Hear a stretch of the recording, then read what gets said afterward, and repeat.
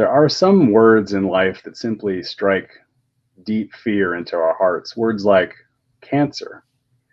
And these are the things that most of us feel powerless to do anything about whatsoever. But what if there's something you could do about something as massive as cancer?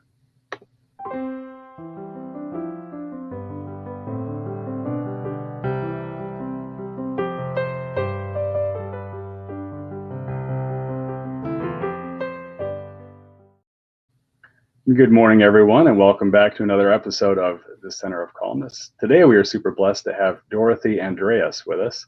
Dorothy is a speaker, an author, a consultant, and she has authored two books, one titled Streamline Success, Eliminating Chaos Out of Your Service Business, and the other, Conflict Revelation. Welcome, Dorothy. So glad you're joining us this morning. Thank you, DK. Really an honor to be here. I wonder if we might just start with, if you would just share maybe a little bit of your background, because you've had so much business success and you have such a rich experience to share. I wonder if maybe if you could just give us a 30-second or 1 minute highlight of some of the greatest points of, and particularly what motivated you to write and publish the book you've most recently published. Sure. I left college at the age of 19, sold my car and opened a business, started in the beauty industry, had zero business experience, and basically learned as I stumbled through every day. And, did a lot of study myself on how to be a better communicator, a better leader, a better boss, how to provide better service, and how to really connect with people at a deeper, more meaningful level.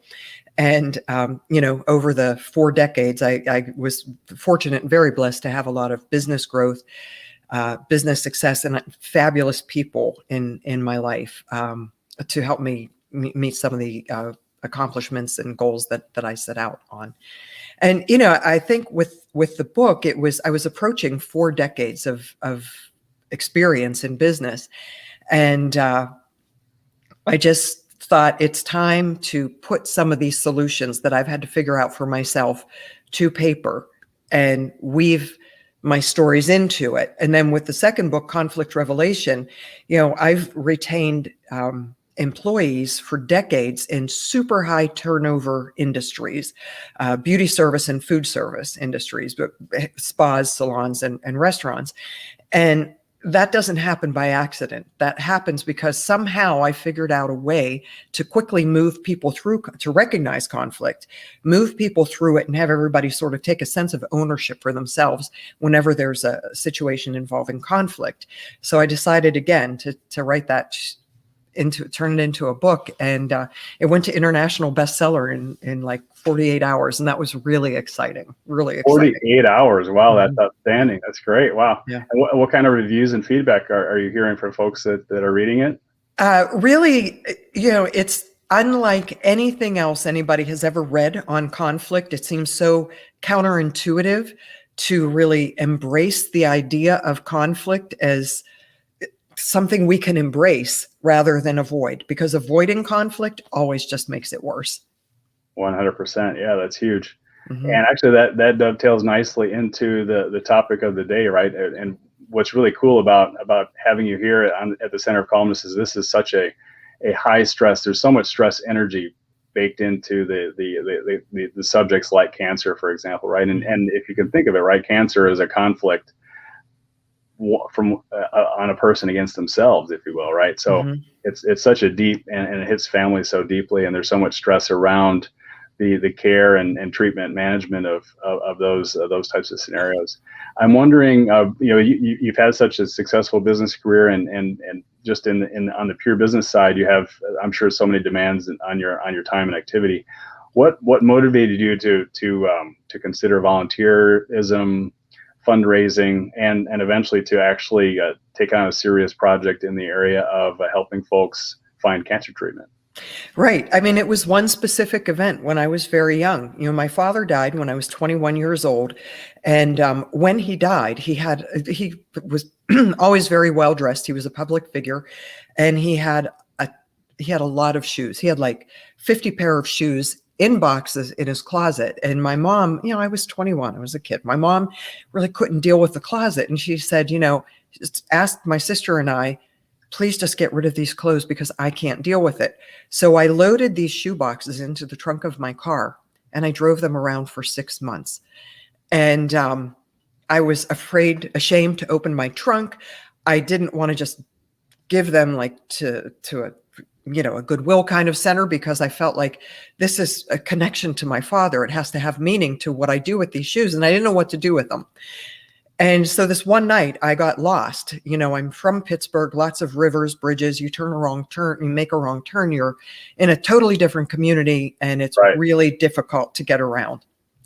There was a woman broke down on the side of the road, pouring down rain, has a flat tire, and I don't know where I am. I don't know if I think I'm in a dangerous neighborhood, but I'm not sure. I decide to pull over. I couldn't change her tire, So I said, why don't you get in my car and I'll drive you home? As I'm driving her home, this was right when all the steel mills in Pittsburgh were closing down, and early 80s. And she was volunteering at a new shelter that had just been opened, a men's shelter, because all the displaced steelworkers were now ending up in shelters because they didn't have skills or jobs. It was really a terrible economy. And I said to her, that's interesting. I have a hair salon. We could raise some money or collect some things for your shelter. Now, my dad was a big guy, but he took a size 8.5 shoe. That's a really odd size for a man. Interesting. Yeah. And so I said to her, what is it that you need most in the shelter? And she said, well, we need men's shoes. And I said, oh, what size do you need? And she said, we need men's. 8.5 is the size we never can find. I felt like God blessed me in the car that day. I said, I have I was up to 50, 60 pair of men's size 8.5 shoes in the trunk of my car that I've been waiting to figure out what to do with. I said, when I take you home, can I just bring them up to your porch? And so it's pouring down rain, and she lived, Pittsburgh, everything's on a hill. It was up 100 steps carrying I probably made 30 trips up carrying as many shoes as I could. I got back in my car that night and I thought, if I'm ever in a position to have a voice that would be heard, I want to bring attention to homeless people. That was the beginning. 14 years later, I was elected as a president of a chapter of an international organization. And I got together with my first committee heads that I had formed a committee, and they were all saying, let's do this big splashy fashion show, and I said, let's do a fundraiser for homeless children. And they were like, what are you talking about? How can we connect the beauty industry with homeless children? And I'd done some research before I showed up at the meeting. And I said, there's 2,000 homeless children in the city of Pittsburgh, in our county, in Allegheny County, who do not have a bed to call their own at night. I think these kids need help. And I would like to elevate the status of the hairdressing profession. And I would like to bring awareness to the homeless situation, because most people don't even know about it. Well, so I'm sitting there. Who can say no to this, right? If they would have said, no. Yeah, it's there now, right? And, at that point, I had a rapidly growing business. I was presiding over this local version of this local chapter of this organization. I had two young children, and I had a marriage that really wasn't in great shape. And so I had to figure out how to carve out time, and it was purely driven by passion. And then I had made this promise to myself 14 years earlier that I would do this thing. And I saw that the first thing I had to do was find people who were doers, not people who were, and I started really recognizing who on my committee is connected to people. How can I leverage their connections to help us raise money? And who on my committee are the people who really are going to take this on and do the groundwork with me? And that was the first step, was sort of figuring out who was best suited to the roles and what it would take to do something like that. And I had no idea how to do this. I didn't know how to start a fundraiser. I had no idea. It was through meetings and talking about it that we figured out how we could create this event that would be a huge media event in a very public facility. And we did it. It took about 6 months, and we raised $21,000 for homeless children. Outstanding. Yeah, it was awesome. And we got sanctioned by the Allegheny Intermediate Unit. And, you know, when I called, I contacted them. I didn't know who I was calling. I just, through connections, asked people, what's the best organization for homeless children in the county, and got introduced to somebody. And she said, we can't sanction you until we really feel comfortable doing this. So could you come to this meeting? So I had to drive to a section of the city that I didn't know where I was going. I'm not great with directions. This was like pre-GPS. Right. And I get there and I'm totally intimidated. I'm in my early 30s and I'm like in this boardroom. It's this huge table and men in suits and wingtip shoes and, Sure. very impressive women. And here I am, like I'm a hairdresser, And when I was telling them what they were doing, they said, why do you want to do this? And I had never to that point shared the story about my dad that I just shared with you. I just kept that to myself. And I felt like divine guidance came through me. And I said, well, actually, here's why. And I told the story. And they were crying by the end of the story. There's a lot more details than what I just, shared with you briefly, just for time's sake. But Of course. People at the table were crying, men. And they invited me to then speak at the National Homeless Coalition.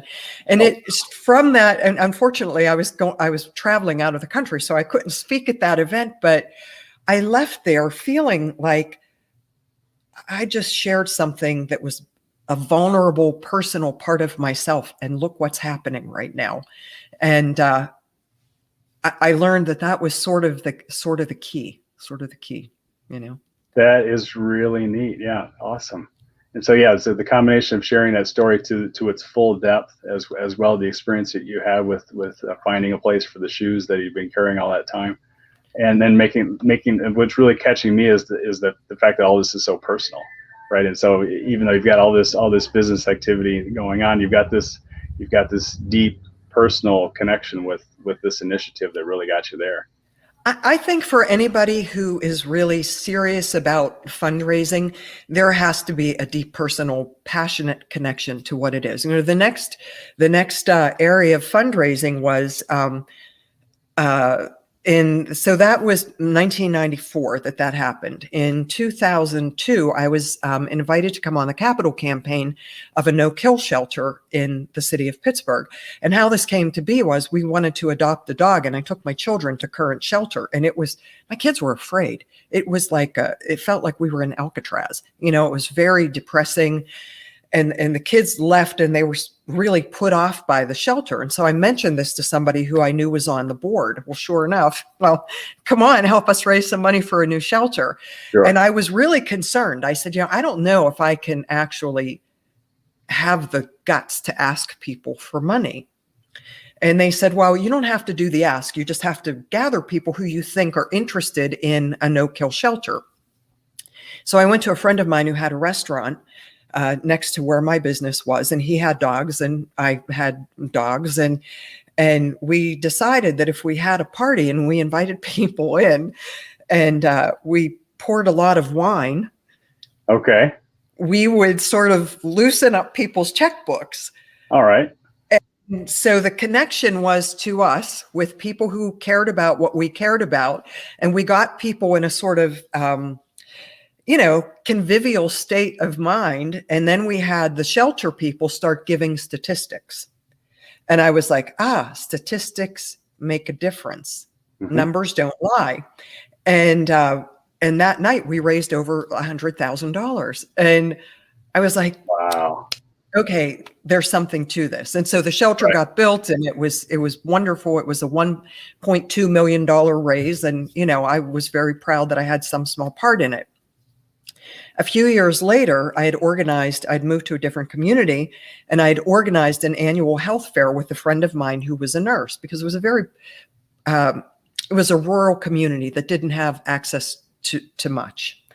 And I'd been appointed to be the president of the Health Planning Council for the Western Maryland. And so I started thinking, if we could provide free services to people,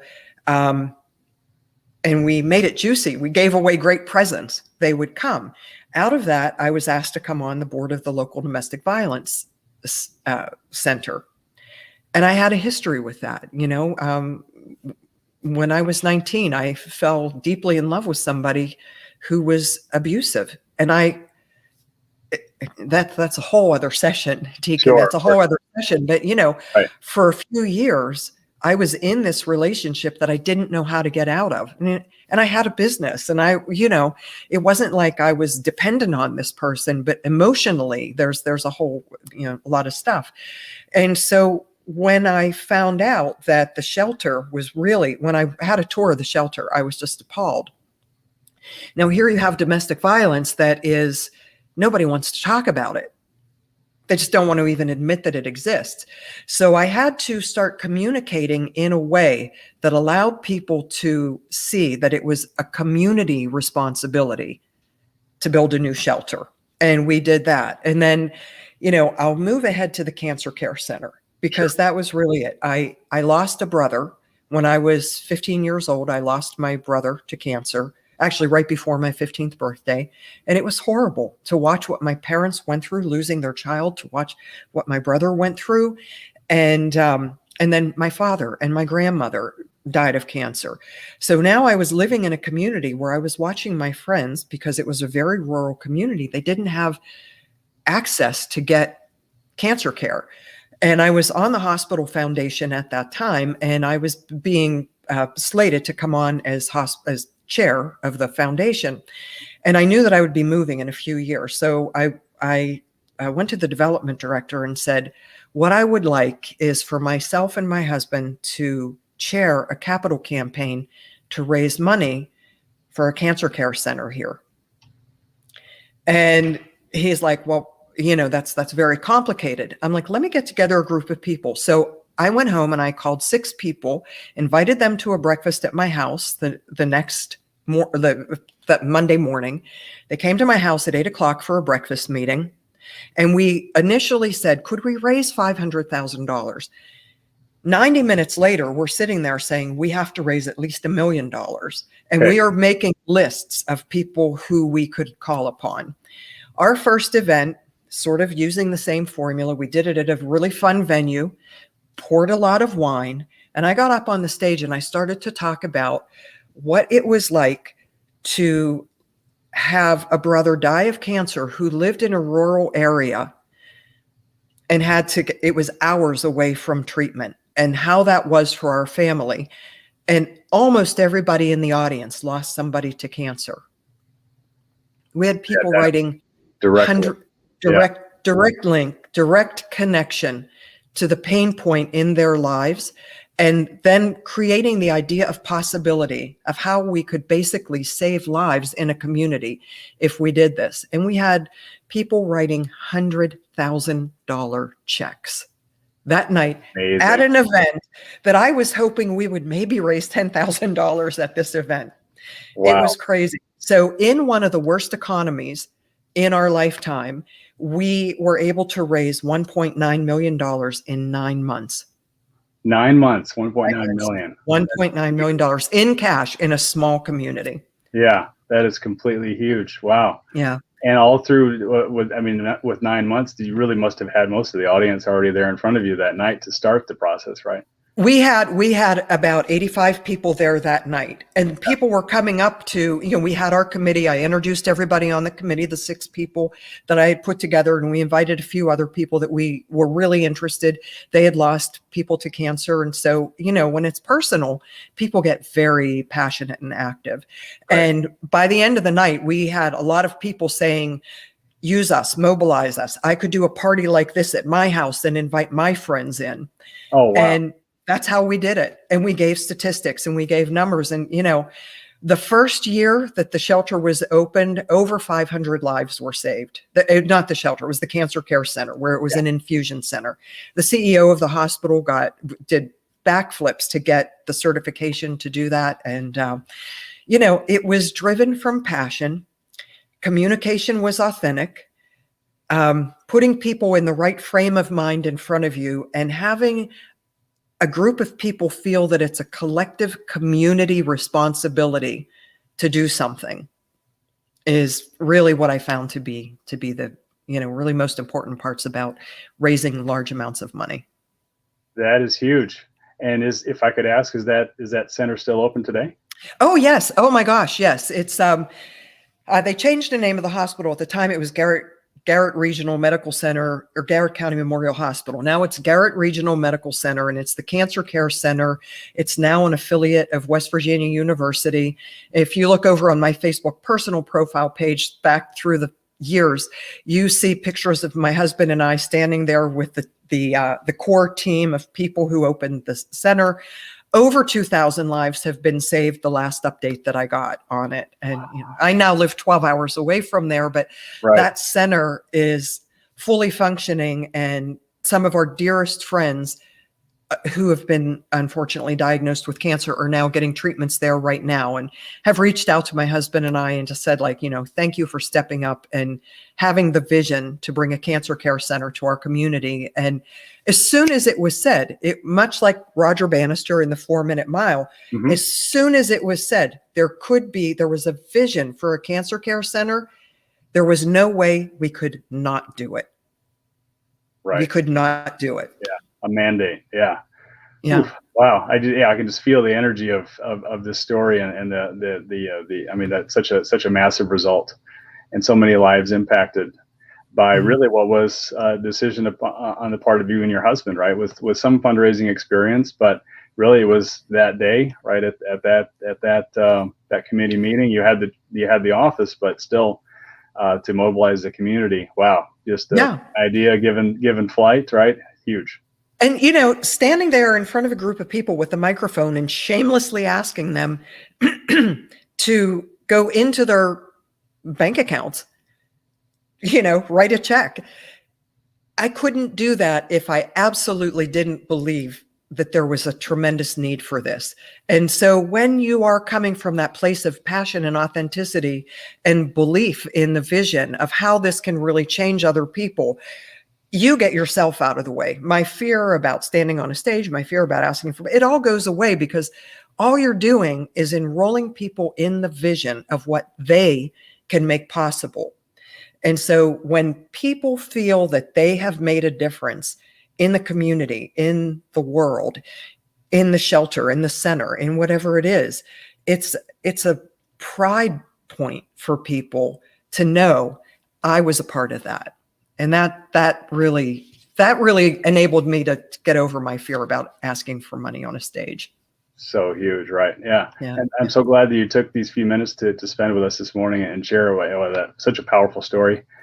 For folks that might want to reach out and learn more about fundraising or some of the other coaching and consulting that you do, would it be okay if I shared your email address here? Absolutely, please. You can reach me at dorothy@streamlinesuccess.com, and always love to connect with new people. Also, you can find me on LinkedIn, or my Facebook group is Streamline Success. So appreciate the DK. Thank you so much. Thank you for giving me this opportunity to talk about something that's so important to me. I really, truly appreciate it.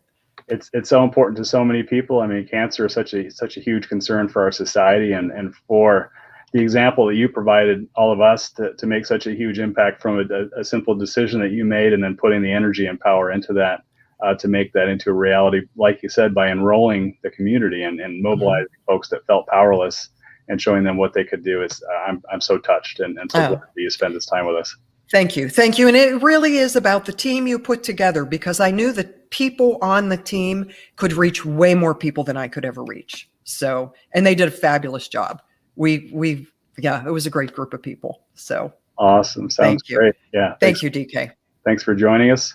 And for the Center of Calmness, I'm DK Warner.